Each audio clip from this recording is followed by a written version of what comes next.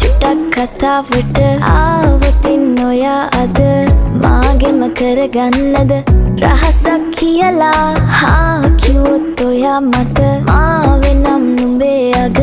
රැජිනිය සදහට මං දෙවරක් නොහිතා සැරෙන් සැරේ කෝලෙන් බල බලා ඇසේ අස්සෙන්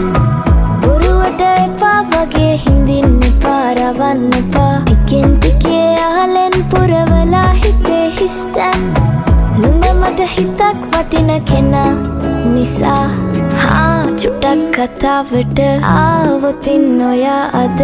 මාගෙම කරගන්නද රහසක් කියලා කිව්වොත් ඔයා මට මාවෙනම් නුඹේ අග රැජිනිය සදහට